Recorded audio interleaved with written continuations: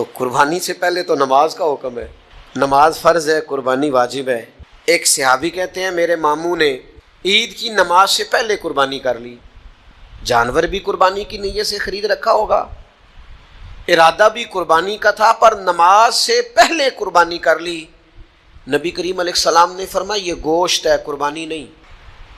پہلے نماز ہوگی عید کی، فصلی لربک وانحر، ترتیب یہ ہے قرآن پاک کی کہ پہلے نماز، پھر عید والے دن بھی پہلے عید کی نماز ہوگی، اس کے بعد قربانی ہوگی۔ تو فرمایا گوشت ہے یہ، گویا اسے حرام نہیں کرتے، کھا لے گوشت سمجھ کے، پر یہ قربانی نہیں۔ قربانی فقط جانور ذبح کرنے کا نام نہیں، رب رسول کا حکم ماننے کا نام قربانی ہے۔ جانور کی عمر بھی وہ ہو جو شریعت نے رکھی، اس میں خوبیاں بھی وہ ہوں جو شریعت نے رکھی، ٹائم بھی وہ ہو ذبح کرنے کا جو دین نے طے کیا ہے، پھر قربانی ہوگی، اور نیت بھی تقرب الہی کی ہو۔ ہمارے ہاں تو قربانی کو نا جی، میں چونکہ الحمدللہ کافی سارے جانور آنے ہوتے ہیں یہاں قربانی کے لیے، تو میں ذرا پہلے بچوں کو کہتا ہوں، دوستوں کو، کہ یار جانوروں کا بندوبست کرو، تو ہمیں ہر سال لوگ مشورہ دیتے ہیں، کہتے ہیں منڈی ویکھ لو آخر تے نا کئی یاری بالکل کم سستا ہو جانا۔ میں کہنا آخر ویکھنے دی مثلاً کی مجبوری ہے، کیا آپ تماشا دیکھنا چاہتے ہیں؟ کئی باری جی بالکل گاہک ہی نہیں ہوندا، جانور سستا ہو جاتا ہے۔ تو میں تو سمجھتا ہوں کہ میں تو بالکل قائل نہیں ہوں اس بات کا کہ جو بیچارے 2 سال سے جانور پال رہے ہیں وہ بالکل بیچارے کہیں کہ اب بیک ہی نہیں رہا تو ضائع کر دو۔ ہم تو نہیں چاہتے کسی مسلمان کا بھی دیوالیہ نکل جائے، اور اگر آپ کا خیال ہے آخر میں سستے ہو بھی جائیں گے تو ہم نے تو جتنے بھی خرچ کیے سارے اللہ کی رضا کے لیے کیے، 4 5 10 ہزار زیادہ چلا گیا تو اپنے لیے تھوڑا کیا ہے، اس کے لیے کیا ہے۔ یہ قرآن پاک نے فلسفہ بیان کیا، اس آیت کو ہر مسلمان کو یاد رکھنا چاہیے۔ رب فرماتا ہے نہ اللہ کی بارگاہ میں ان جانوروں کا گوشت پہنچتا ہے نہ خون پہنچتا ہے، یہ جانور ذبح کرتے وقت تمہارے دلوں میں جو تقویٰ ہوتا ہے وہ تقویٰ رب کی بارگاہ میں پہنچتا ہے۔ صحاح 6 میں حدیث میں لفظ موجود ہیں، حضور نے فرمایا خوش دلی سے قربانی کرو، خوش دلی سے جانور اللہ کی راہ میں پیش کرو، خوش دلی سے۔ تو آپ کیا دیکھنا چاہتے ہیں؟ آخر میں ایک دفعہ ایک دوست مجھے کہنے لگے آپ کو بڑی سعادت ملتی ہے حرم شریف جانے کی، مجھے بتائیں جس وقت وہاں رش ذرا کم ہو نا حرم میں نے تب جانا عمرہ کرنے۔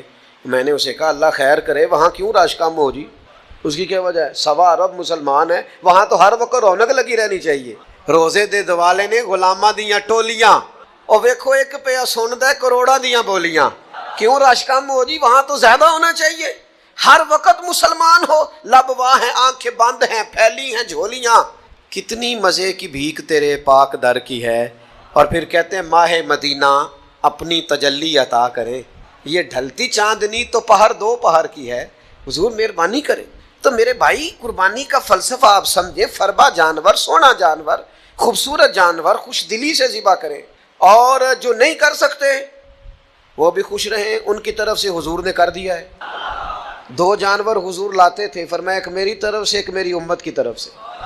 سیدہ طیبہ طاہرہ ام المومنین سیدہ عائشہ صدیقہ رضی اللہ تعالیٰ عنہ فرماتی کالا مینڈا حضور لائے، پیر بھی کالے، اس کا چہرہ، اس کا پیٹ بھی، وجود بھی کالا۔ پھر حضور نے مجھے بلایا، میں حاضر ہوئی تو فرمایا عائشہ یہ چھری لو اور اس کو تیز کرو پتھر پر۔ فرماتی ہیں میں نے چھری کو پتھر پر تیز کیا، رسول کریم نے خود دست مبارک سے جانور ذبح کیا، اور حضور فرمانے لگے یا اللہ یہ میری طرف سے بھی قبول فرما، میری اولاد کی طرف سے بھی قبول فرما، اور میری امت کی طرف سے بھی قبول فرما۔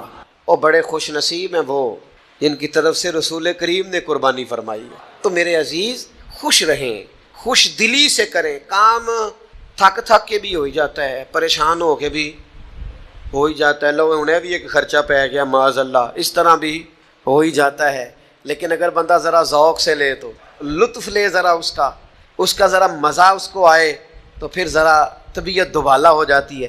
خوش دلی سے خوبصورت کر کے قربانی کی جائے۔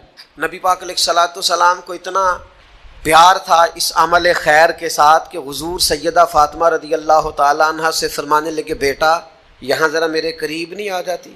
یا رسول اللہ کیا ہوا؟ فرمایا میں تیرا قربانی کا جانور ذبح کرنے لگا۔ سیدہ فرماتی ہے میں قریب آ گئی تو کریم فرمانے لگے فاطمہ جو آدمی قربانی دیتا ہے اس کا خون کا قطرہ بعد میں زمین پہ گرتا ہے، اللہ تعالیٰ ذبح کرنے والے کے گناہ پہلے معاف فرما دیتا ہے، 70 گنا زیادہ اللہ اس کا وزن کر کے قیامت میں اجر عطا کرے گا۔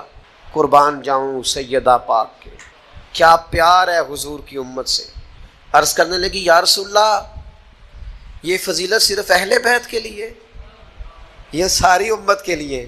تو حضور خوش ہو گئے، فرمایا نہیں، میری ساری امت کے لیے، یہ سب کے لیے فضیلت ہے، یہ سب کو ملے گا اعزاز۔ تو خوش دلی سے قربانی، ذوق سے قربانی۔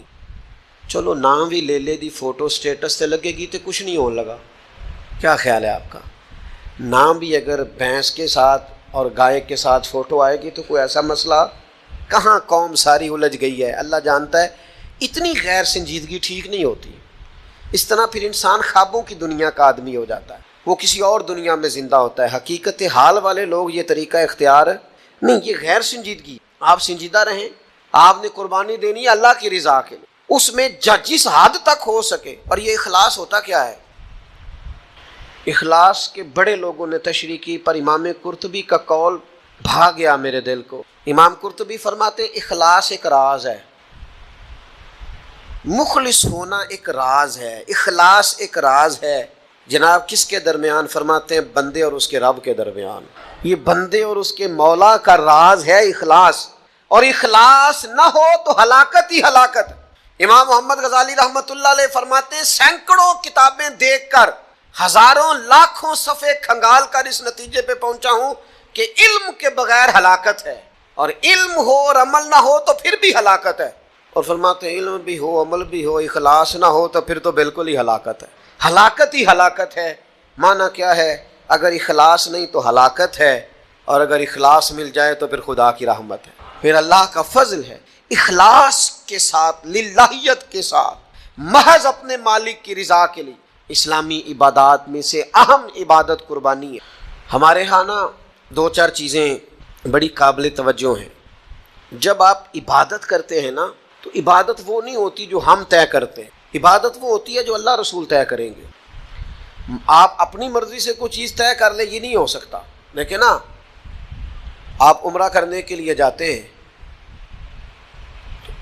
خانہ کعبہ کے گرد گھومنا عبادت ہے، صفا مروہ کے بیچ صرف آپ کچھ نہ پڑھیں، کوئی دعا نہ پڑھیں، آپ طواف کریں خالی، کوئی لفظ بھی ادا نہ کریں، آپ کو اتنا ہی ثواب ملے گا جتنا نفل نماز پڑھنے کا ثواب ملتا ہے۔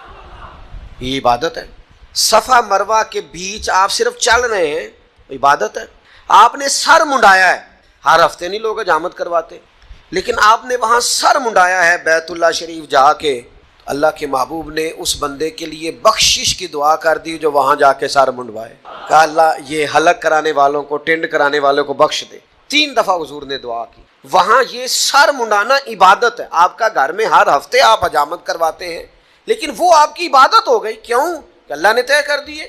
جو وقت، جس ٹائم جو چیز شریعت عبادت طے کرے وہ عبادت ہے۔ 10 ذی الحج کو نماز بھی پڑھی جاتی ہے، 5 نمازیں بھی پڑھی جاتی ہیں، قرآن پڑھنے والے قرآن بھی پڑھتے ہوں گے، نفل پڑھنے والے اس دن نفل بھی پڑھتے ہوں گے، صدقہ بھی ہوتا ہوگا، لوگ ایک دوسرے سے ملاقات بھی کرتے ہوں گے۔ 10 ذی الحج کو سارے خیر کے کام ہوتے ہوں گے، لوگوں کی خیر خائی کے لیے جو بن پڑتا ہے کرتے ہوں گے۔ پر نبی پاک علیہ السلام نے فرمایا 10 ذی الحج والے دن اللہ کو جو عمل سب سے زیادہ پسند ہے وہ خون بہانا، جانور ذبح کرنا۔ اس دن باقی ساری عبادات بھی اپنی جگہ پر فضیلت رکھتی ہیں، اہمیت رکھتی ہیں، درجہ رکھتی ہیں، نمازیں ہوں گی، نفل ہوں گے، تلاوتیں ہوں گی، پر اللہ کو 10 ذی الحج والے دن جو عمل سب سے زیادہ پسند ہے وہ کیا ہے؟ حضور علیہ السلام جب جانور ذبح کرتے تھے تو قبولیت کی دعا کرتے تھے، یا اللہ اسے قبول فرما میری طرف سے، میری اولاد پاک کی طرف سے، امت کی طرف سے۔ کیا کروں میں، کیسے عرض کروں؟ یہاں جانور ذبح ہوتا ہے تو ہمارے ہاں لوگ ویڈیو بنا رہے ہوتے ہیں، وہ جس کو چاہیے تھا درد سے فٹافٹ کہتا مالک میں نے اپنی ہمت کے مطابق پیش کر دیا، اپنے کرم کے مطابق قبول کر لیا۔ دعاؤں کا ٹائم تھا، یہ عمل تو سب سے زیادہ پسند ہے اللہ کو، یہ قرب الہی والا عمل ہے، اللہ کے قریب جانا تھا۔ یہاں سیلفیاں ہو رہی ہیں، تصویریں ہو رہی ہیں، دیکھا جا رہا ہے، بڑی بڑی باتیں ہو رہی ہیں۔ وہ خدا کے بندو، اس کو عبادت بناؤ، اس کو عبادت جانو، یہ تقرب الہی کا ذریعہ ہے۔ کچھ لوگ بڑے سیٹ صاحب ہوتے ہیں، بڑے نواب صاحب ہیں، وہ جانور کے قریب نہیں جاتے، کہتے ہو میں پڑھا لکھا ہوں، میں تو جناب وہ بڑا مہذب آدمی ہوں، یہ تو فلاں آدمی کرے گا۔ رسول اللہ صلی اللہ علیہ وسلم سے زیادہ نہ کوئی نازک مزاج ہو سکتا ہے، نہ کوئی پاک ہو سکتا ہے، نہ کوئی لطیف ہو سکتا ہے، رسول اللہ صلی اللہ علیہ وسلم سے بڑھ کر نہ کوئی سونا ہو سکتا ہے، نہ کسی میں جاذبیت ہو سکتی ہے۔ حسن وہی ہے جو میرے محبوب نے کر دیا ہے، خوبصورتی وہی ہے، جدھر حضور گئے ادھر ہی حسن سارے کا سارا سمٹ کر چلا گیا۔ داستان حسن جب پھیلی تو لامحدود، اور جب سمٹی تو بس تیرا نام ہو کر رہ گئی۔ خوبصورتی وہی ہے جو حضور نے کر دیا، لیکن میرے عزیزو نبی کریم نے تو اپنے دستے مبارک سے جانور ذبح کیا۔ اس لیے پتہ نہیں آپ نے کس چیز کا نام پڑھا لکھا نفیس ہونا اور جناب وہ جی میرے بچے ڈرتے ہیں، تو بھائی آپ بھی ڈرتے ہوں گے جبھی تو بچے ڈرتے ہیں۔ یہ جی پڑھا لکھا نوجوان قریب نہیں آتا، کیوں نہیں آتا جی؟ کچھ بھی نہیں ہوتا، یہ تو وہ عمل ہے جو عمل خیر ہے، حضور نے کیا ہے۔ بات سنو گے تو خوش ہو جاؤ گے، بخاری میں موجود ہے، حج کے موقع پر رسول پاک نے 100 اونٹ منگایا تھا ذبح کرنے کا۔ 63 اونٹ رسول کریم نے اپنے دستے مبارک سے ذبح فرمائے ہیں۔ یہ اشارہ تھا کہ حضور کی عمر مبارک 63 سال ہو، 63 اونٹ خود ذبح فرمائے، اور باقی فرمایا علی آپ کے ذمہ لگاتا ہوں، باقی آپ کر دے سارے۔ اور باقی مولا علی شیر خدا نے فرمائے حضور، اور ایک بات یہاں اور لکھی ہے شارحین حدیث نے، کہتے ہیں وہ جن کو حضور ذبح کر رہے تھے نا، انہیں باندھنا نہیں پڑتا تھا، انہیں کہنا نہیں پڑتا تھا سے ثبوت نہ منگو میتھوں پلا نظر کرم قد ہوئی، اے میں جانا یا دل بر جانے، اے غیر نہ جانے کوئی، کہنا نہیں پڑتا تھا، کہنا نہیں پڑتا تھا۔ میں نے سنا ہے وہ بن سنور کر میری عیادت کو آ رہے ہیں، ایک کوئی نظریں لوٹ لیا ماہی تیرے ہار شنگاراں، قاتل نین تے ناگن زلفاں تیاں مارن دوروں ہی ماراں، اور کسے نو کول بھی نہیں پھٹکن دیتا تیرے حسن دے پہرے داراں، تے سجنا تو کوئی کلا ہی نہیں ہے تے ہوئے پے قتل ہزاراں۔ حضور جس سونٹ کی طرف اشارہ کرتے نا ذبح کرنے کے لیے، وہ آ کے قدموں میں لیٹ جاتا، وہ قدموں میں لیٹ جاتا، اور محبوب بسم اللہ اللہ اکبر کہہ کے گردن پہ چھری چلا دیتے۔ اعظم جان امانت تیری، اعظم جان جان پاویں نہ جان محبوبہ، میں لگیاں توڑ نبھیساں، راہ تیرے وچ رول کے مرساں، قدم نہ پیچھا ہٹے ساں، شہر تیرے دے ٹکڑے منگ ساں، تے تیرے کتیاں دے قدم چومے ساں۔ اعظم جان امانت تیری، تو جدو منگ سیں میں پیش کرے ساں، میں پیش کرے ساں۔ عملی نمونہ حضور کے سامنے آ کے لیٹ جاتے، محبوب گردن پہ چھری چلا دیتے۔ اللہ کے محبوب نے نا سواریوں پر بیٹھ کر طواف کیا بیت اللہ کا، اور سنو یارو بات کیا یاد آ گئی مجھے، سواری پر بیٹھ کر حضور نے بیت اللہ کا طواف کیا ہے۔ پتہ کیوں؟ اس لیے کہ جب تک حضور کسی جانور پر بیٹھے رہتے تھے نہ بول کرتا تھا نہ پیشاب کرتا تھا، احترام کرتے تھے جانور۔ جب تک کریم بیٹھے رہتے جانور بولو براز، حضور نے طواف تک کر لیے سواریوں پر بیٹھ کر۔ رسول کریم علیہ السلام نے فرمایا ابو بکر، جنوں اور فرشتوں کے علاوہ اللہ کی ساری مخلوق جانتی ہے کہ میں اللہ کا رسول بن کے آیا ہوں۔ یہ سارے جانتے ہیں، سب کو پتہ ہے، اونٹوں کو، جانوروں کو، حشرات کو، سب کو پتہ ہے۔ قربانی خوش دلی سے، قربانی ذوق سے، قربانی محض اللہ کی رضا کے لیے۔ ہمارے دیہاتوں میں نا ہم نے یہ دیکھا ہے کہ وہ جو گھر کا جانور ہوتا تھا نا قربانی کے لیے رکھا جاتا تھا، کبھی جانوروں کو کسی جگہ لے کے جاتے پانی پلانے کھیت میں تو ہانکتے تھے نا، تو ہمارے پرانے دیہاتی لوگ جو قربانی کا جانور ہوتا تھا اسے چھڑی بھی نہیں مارتے تھے، کہتے تھے بھی یہ قربانی دا ہے، یہ اللہ دے نال ہے۔ چارہ ڈالتے نا چارہ، تو اس کو تھوڑا سا، سمجھ آ رہی ہے میری بات کی، اس کو تھوڑا زیادہ ملتا، اس کو ذرا کھل بنولا اور چلو گنڈا آخ لینے، ہاں اس کو تھوڑا سا زیادہ ملتا۔ کیوں؟ یہ دیکھو نا، یہ لوگ ان پڑھ ہوتے تھے پر ذوق ان کا بڑا پڑھا لکھا تھا، کتابیں تھوڑی پڑھی تھی پر دل محبوب حجازی کی محبت میں پورا تعلیم یافتہ تھا۔ یہ لوگ انفرادی اس کے ساتھ سلوک کرتے، کہتے جانور قربانی کا ہے، یہ اللہ کے نام پر ذبح کرنا ہے، اس کے ساتھ انسیت زیادہ ہے، اس کی قدر زیادہ ہے، اس کی اہمیت زیادہ ہے، بس اس بات کو سمجھ لیں۔ میں اعتراض نہیں کرتا، جو لوگ اب جگہ ہی نہیں ہے لوگوں کے گھروں میں تو لوگ ایک دن پہلے جانور خرید کے لاتے ہیں، میں اعتراض نہیں کرتا، لیکن بہرحال وہ بھی بڑے معنی خیز لوگ تھے جو مہینوں پہلے لا کے جانور پالتے۔ ایسے لوگ بھی دیکھے، عید گزری ہے بڑی، عید کے بعد ہی انہوں نے جانور خرید لیا کہ پورا سال اس کی حفاظت کریں گے، خدمت کریں گے، اور عید پر اللہ کے راستے میں۔ یہ ذوق چاہیے، یہ والی کیفیات چاہیے، تاکہ قربانی کی اصل روح وہ بیدار ہو۔ ایک تو ذوق کے ساتھ قربانی کریں۔ دوسرا، اس کو تفاخر کبھی بھی نہ بنائیں، ذریعہ فخر اس کو کبھی نہ بنائیں۔ اور تیسری بات یہ ہے کہ اس کی روح کو سمجھیں، یہ روح کیا ہے اس کی۔ کوئی بھی عمل بندہ کرتا ہے اس کے پیچھے کچھ روحانیت ہوتی ہے، کوئی فلسفہ ہوتا ہے، اس فلسفے کو سمجھیں۔ صحابہ نے پوچھا تھا یا رسول اللہ صلی اللہ تعالی علیہ وسلم، یہ قربانیاں کیا ہیں، ان کا فلسفہ کیا ہے؟ تو قربانی نبی کریم کی بھی سنت ہے، پر حضور نے فرمایا یہ تمہارے باپ جناب ابراہیم کا طریقہ ہے۔ قربانی حضرت ابراہیم نے تو بیٹا ذبح کیا تھا، چھری چلا دی تھی، اپنی طرف سے انہوں نے کر دیا تھا ذبح، وہ تو اللہ تعالیٰ کو جو منظور صاحب فدیناہ بذبح عظیم۔ حضرت ابراہیم کی روح تو یہ ہے کہ سب سے قیمتی چیز اگر قربانی میں مانگی جائے تو دیر نہ کی جائے۔ تو اس ذوق کو تو دیکھیں نا، حضور نے فرمایا کہ تمہارے باپ ابراہیم کا طریقہ۔ تو صحابہ نے عرض کی حضور ہمیں ملے گا کیا اس میں سے؟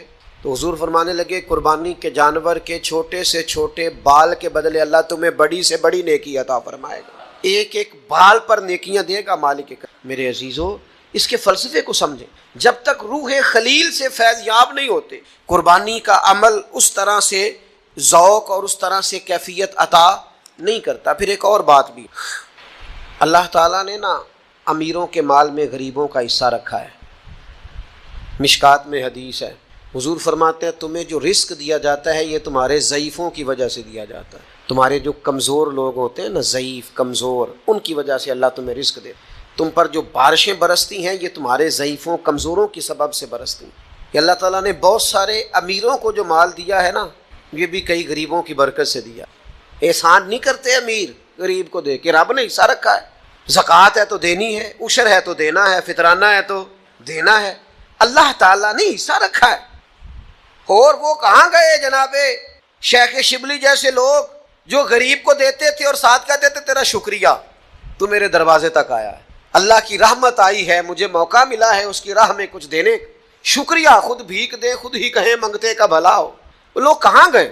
میرے عزیز، اللہ نے حصہ رکھا ہے، اس لیے اس بات کو آپ سمجھ لیں۔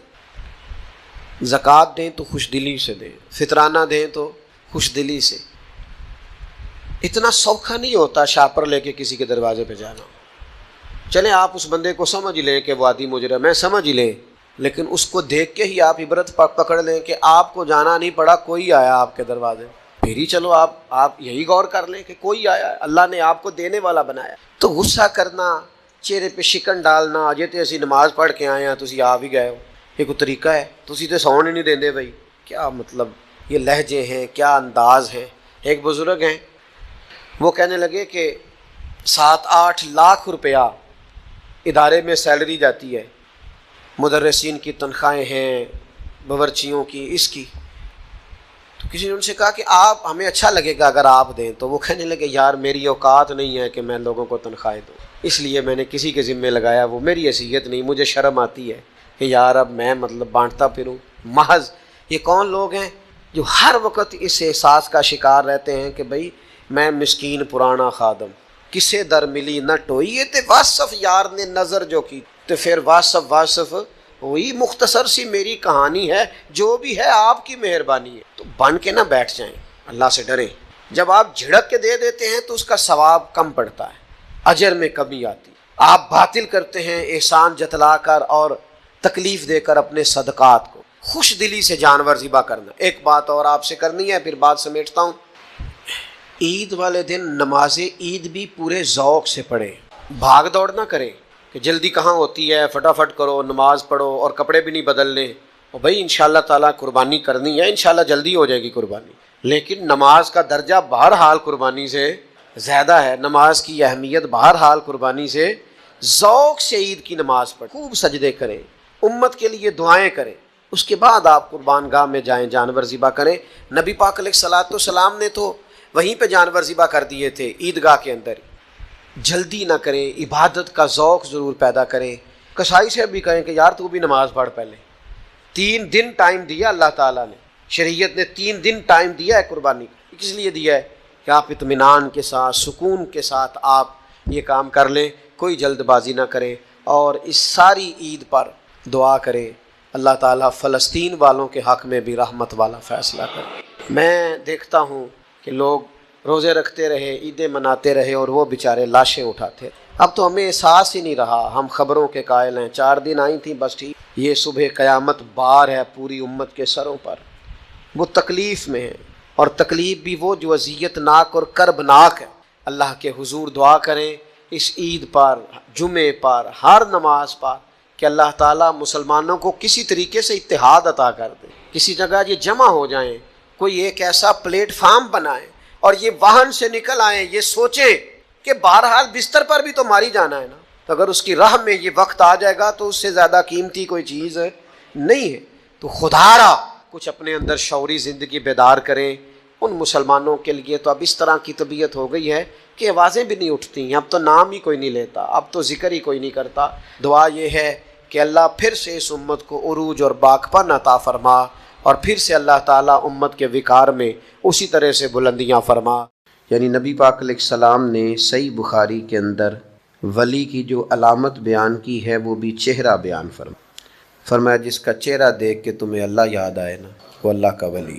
چہرہ کبھی بندے کا مرجھا جاتا ہے کسی پریشانی کی وجہ سے، اور کبھی اس کا چہرہ کھل اٹھتا ہے۔ چہرہ دیکھ کے لوگ کہہ دیتے ہیں کہ جناب خیریت تو ہے، کوئی پریشانی تو نہیں، اور چہرہ دیکھ کے لوگ پوچھ لیتے ہیں کہ خیر تو ہے، بڑے خوش نظر آ رہے ہیں۔ جو چہرہ ہوتا ہے نا، اس کے اندر بڑی چیزیں ہوتی ہیں، اس کی ظاہری ساخت، اس کے خد و خال، اس کا مسکرا دینا، اس کا مرجھا جانا۔ اور میں چونکہ چند لوگوں کا استاد بھی ہوں، وہ سمجھتے ہیں کہ میں نے انہیں کچھ پڑھایا ہے، تو میں بعض چہرے دیکھ کے یہ بھی سمجھ جاتا ہوں کہ یہ سوال بھی ہے چہرے میں کوئی نہ کوئی۔